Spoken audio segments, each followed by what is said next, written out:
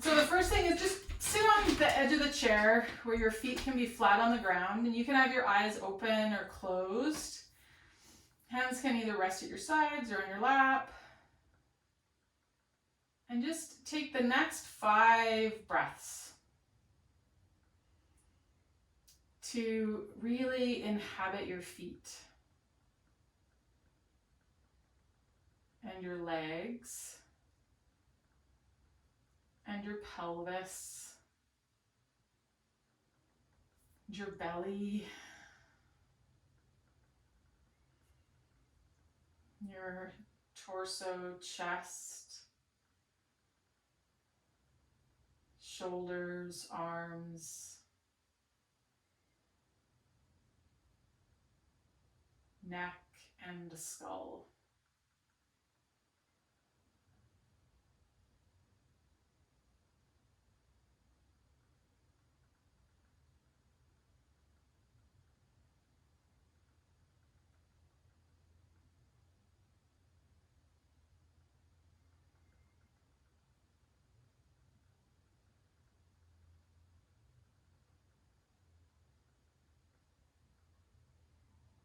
And as you're breathing here, just really settle into practicing being the observer. So, the one that just notices what it notices. And maybe you notice there's judgment made about something that you notice. You are not the one making the judgment. You are the one noticing the judgment is being made. You are the one seeing the wonderment, the rapture, the awestruckness.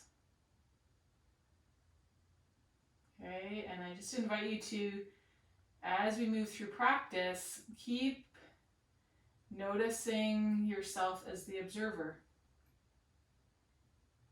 Not the one judging, but the one that becomes aware of the one judging, of the judgment. Okay? You can open your eyes, and we're going to put the hands on the thighs, and all we're going to do is just inhale here, and then as you exhale, we're going to hinge at the hips. So your sit bones will start to kind of shine up the back of the chair. And you can come down just elbows onto the knees or fingertips on the floor or palms on the floor, depending on where your pelvis rotates to. And just take another breath here. Inhale. And then as you exhale, I want you to just let gravity take your spine.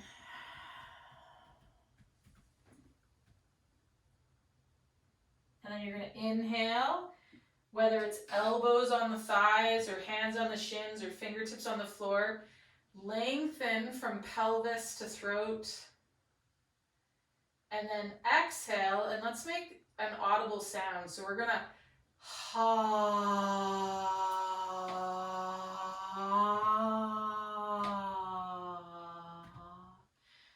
Ha.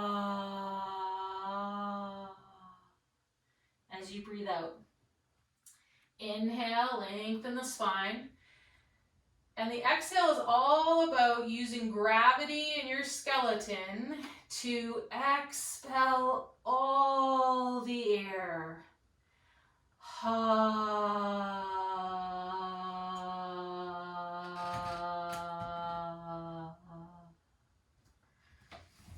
Okay. Inhale. Fill, lengthen the spine. Exhale. Ha.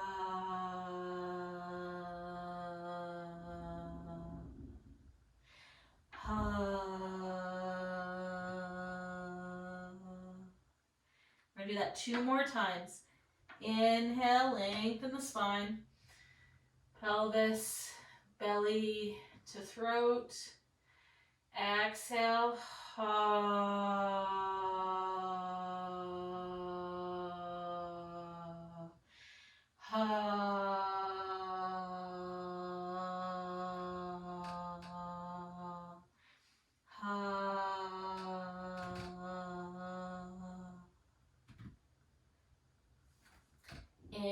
inhale, lengthen. And you're going to come all the way up. So just take a second there. We had the heart, we were in a bit of an inversion, had the head and heart lower than the pelvis. So just let the blood recirculate. And then we're going to grab our strap. So what you're going to do with the yoga strap is it's going to come around the top back of the pelvis. So right above that triangular sacrum bone, that's just above the tailbone, if you kind of palpate around near just below your waistband, you'll feel that iliac crest.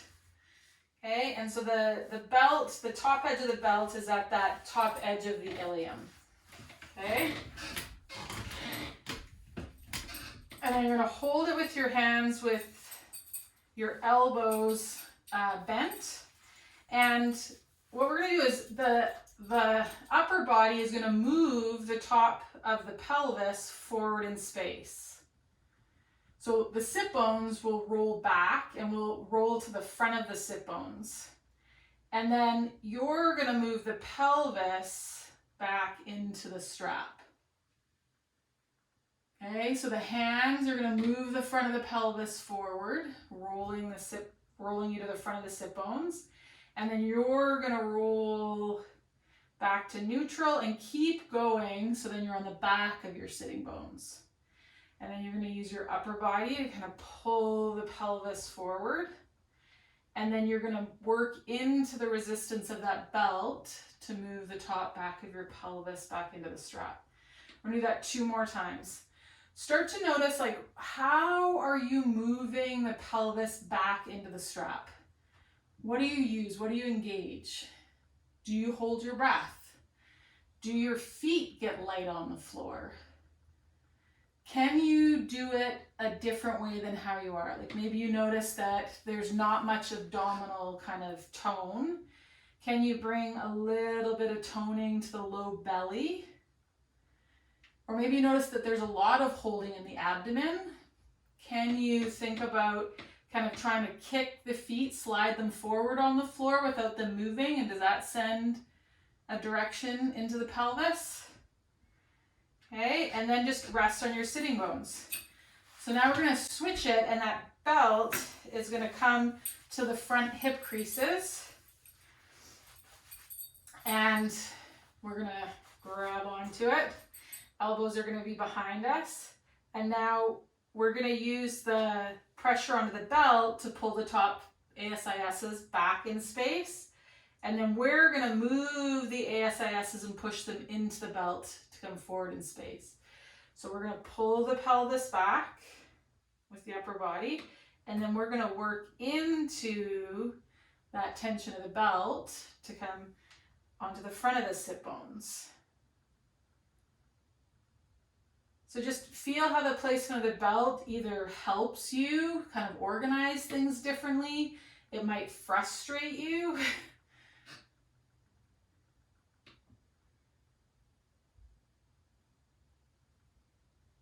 Play with the angle, like maybe more than back with where the belt is on the front. It's kind of a back and down. I'm kind of pulling on a diagonal towards the floor.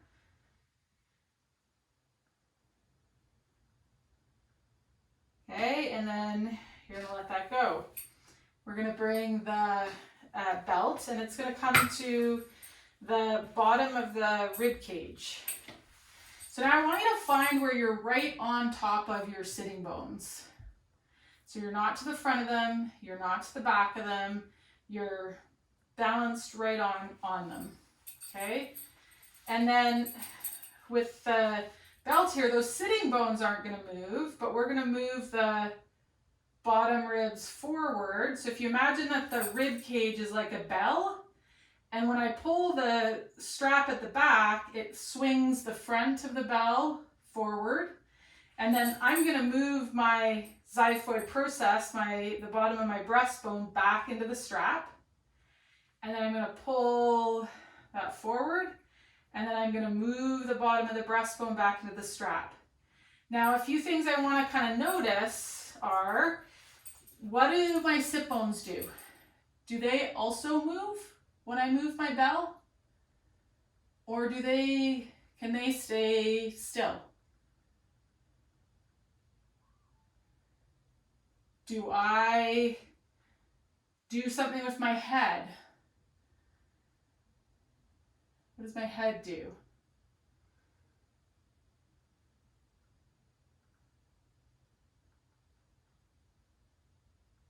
So when the bottom of that bell swings forward, can I close the front of my throat, open the nape of my neck? And when I move the bottom of that bell back into the strap, can I open my throat and close the nape of my neck?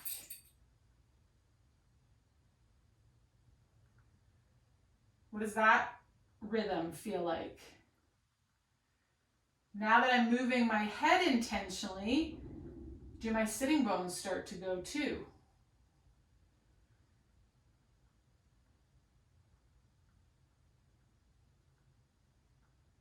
Just be curious. Okay,